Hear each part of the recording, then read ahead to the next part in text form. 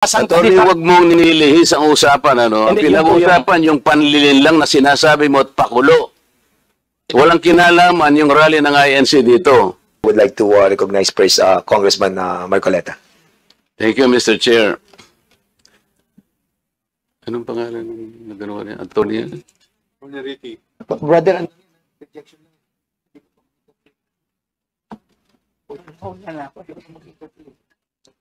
Hindi, tungkol lang sa sinasabi yung doktrina kanina.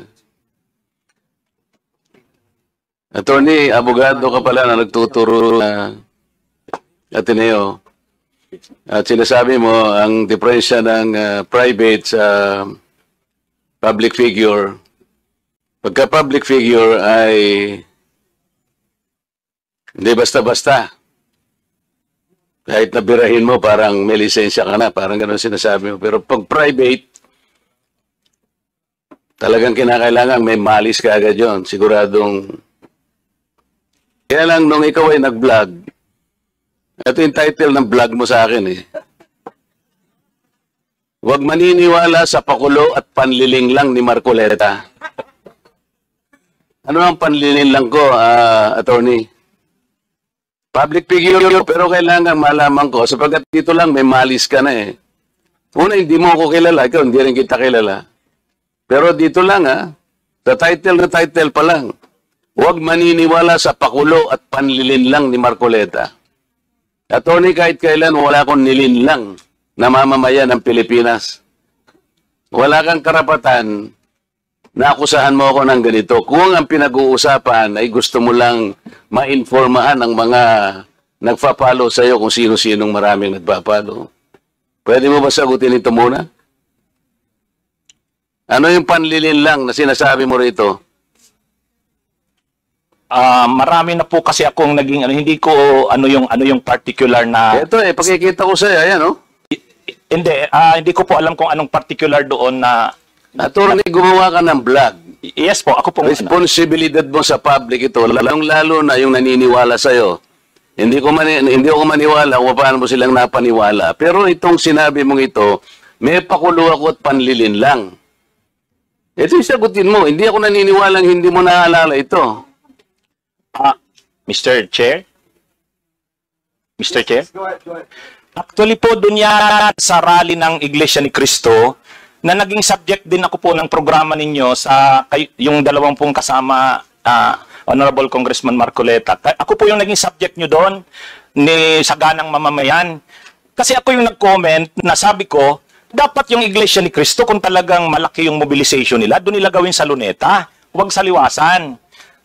Yun yung kasi, pag sa Liwasan... Attorney, huwag mong nilihis ang usapan, ano? Ang pinag-usapan yung panlilin lang na sinasabi mo at pakulo. Walang kinalaman yung rally ng INC dito. Doon ko po kita, Honorable Congressman Marcoleta. Anong panlilin lang ginawa ko doon sa rally? Yung po yatang speech nyo doon sa speech. Hindi pa yata. Kailangan siguruhin mo. Nagsalita ko doon. Anong parte ng speech ko ang nilinlang ko ang mamamayang Pilipino? Honorable Congressman Marcoleta, yung reaction ko po yata yung speech nyo po doon sa stage. Ano nga? Kung alam mo yung speech ko, ano yung panlilinlang doon? Tingnan ko po dito sa kung ano yung... Ang dami ko na po kasing naging content tungkol po. Hindi ganoon. Ako kapag sinabi ko, alam ko ang pinagbabasihan ko. Kahit matagal na yon, maaalala ko. Pag nilinlang ako ng isang tao, alam ko. Problema sa inyo, hindi ko nilalat ang vloggers, Ako, hindi ko minamasama yung vlogs. Yan ay part ng ating free speech. Expression. At yan ay ginagaranti ng ating saligang batas. Totoo naman na kapag ka-public figures, hindi dapat balat sibuyas. Hindi kagaya ng balat sibuyas ni Kong Barbers, alam ko yan. Pero hindi nangangahulugan. Kailangan i-establish ninyo. I-establish mo. Ikaw ay abogado pa rin, kagaya na sinasabi mo, nagtuturo ka pa sa isang reputabling institusyon. At pagkatapos, tinatanong ko lang ngayon, ikaw ang nagbablog, Basta po tungkol po talaga yung naging topic ko po kayo tungkol dun sa rally ng Ano nga yung sinabi ko sa rally na nanilang ako ng Pilipino? Wala ka man lang maisip? Ito yung uri mo na hindi kailangan talagang nagbablog eh. Nangimislead mo yung mga tao, nililin lang mo yung mga tao. Ang dahilan ay hindi mo man lang masabi kung ano yung aking mga panlilin lang na sinasabi mo rito. Pakulo at panlilin lang. Hindi ganyan yung mga vloggers na kilala ko. Yung mga vloggers umaatake rin sa akin, pero hindi ako balat sibuyas. Sapagkat may basihan ang kanilang sinasabi. Yung pinag-uusapan siguro namin dito. Gusto nila niyang tingnan siguro kung ano yung mga seeds ng mga aming pinag-uusapan dito. Hindi ako balat sibuyas, pero ito, wala akong makitang panlilin lang na ginawa ko sa ating mamamayan. Ikaw, ang lakas ng loob mo na mag-vlog. Abogado ka pa naman. O ano? Gusto, panoorin ko po mamaya itong ano, kung ano Ay, yung yun ang hirap sa atin, Mr. Chair eh. ano po kasi, Isip-isipin mo, bigla ka na lang gagawa ng isang vlog na ngayon ay tatanungin kita ng diretso, wala ka man lang masabi, kahit isang panlilin lang. At ang inaakala mo, baka sakaling doon sa rally. Ibig mo sabihin, naharap ako sa rallying pagkalaki-laki para manlilang lang ako ng mamamayang Pilipino? Hindi ka karapat dapat na abogado eh. Hindi ka dapat magturo sa Ateneo. Sinasabi ko sa iyo ngayon. Ako hindi ko inaukusahan ng mga vloggers. Kahit masasakit ang sinasabi nila, ngunit merong basihan. Meron silang pinagmumulan na basihan. Kamukha nung isang vlogger, Mr. Chair.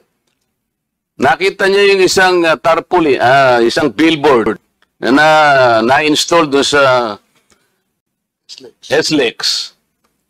Isang female vlogger, Mr. Chair, na napanood ko. Itong si Marcoleta kanya, walang kahihiyan ito Tanga pala eh. At kinahihiya na rin siya ng mga kapatid niya sa Iglesia ni Cristo. Sapagkat, akalain mong gagawa siya ng billboard, isasama niya kanya si Pastor Kibuloy. Di ba niya alam na si Pastor Kibuloy ay ganyan. So, kinakailangan, Mr. Chair, na sagutin ko. Ang pagkakasabi ko lang po na sagutin ko, miss ka ako, hindi kita kilala, pero medyo nasaktan lang ako, pero nandun na lang, pagpapasensyaan na kita, sapagat ako ay public figure. Kung ako lang ka ako ang ginanito mo, okay lang eh. Kaya lang kita sasagutin sapagkat yung mga nakikinig sa'yo, baka malin lang mo. Baka sila'y mailigaw mo sa paniwala na ako nga ang gugugawa ng billboard na yan. So ipinaliwanag ko, Mr. Chair, hindi ako ang gumawa ng billboard na yan. Nakita ko na lamang po na biglang kasama po ako ron. At hindi naman po ipinaalam sa akin nung gumawa. Siguro po dahil si Pastor Kibuloy po ay tumatakbo ring isang senador, inakala niya sigurong magiging maganda rin para sa kanya kung kami po ay magkasama. Eh ako naman po ay wala namang magagawa tungkol doon. Pero hindi ko na po, wala na po akong reaksyon sapagkat public figure nga po ako eh. Lahat kami ay tatamaan. Ito nga po yung napakagandang pagkakasalita po sa Korte Suprema eh. Mr. Chair, basahin ko lang, maliit lang po ito. The interest of society, ito po yung United States versus Bustos. The interest of society and the maintenance of good government demand a full dedication of public affairs. Complete liberty to comment on the conduct of public men is a scalpel in the case of free speech. The sharp incision of its probe relieves the abscesses of officialdom. Men in public life may suffer under a hostile and an unjust accusation. The wound can be assuaged with the balm of a clear conscience. A public officer must not be too thin-skinned with reference to comment upon his official acts. Kaya ko na lang siyang i-tolerate, Mr. Chair, yung babaeng yun eh. Pero ikaw, attorney, dahil sa attorney ka, yan ang sinasabi mo, at nagtuturo ka pa sa isang reputable institution, dito lamang sa title mo eh. Huwag maniniwala sa pakulo at panlilin lang ni Marcoleta. Pagkatapos tatanungin kita ngayon, kung anong panlilin lang ang ginawa ko, wala ka man lang masabi. Kaya naman kitang i-demanda pero hindi na kita pagtitsagaan eh. Kung ikaw lang. Gusto ko lang malaman ng mga tao na walang basihan tong ginagawa mo. Para sa akin, sapat na. Nakabayaran sa'yo. O total, hindi na siya makakibo, Mr. Chair. Tatigilan ko na siya. And with that, Congressman Marcoleta, that will serve as your time as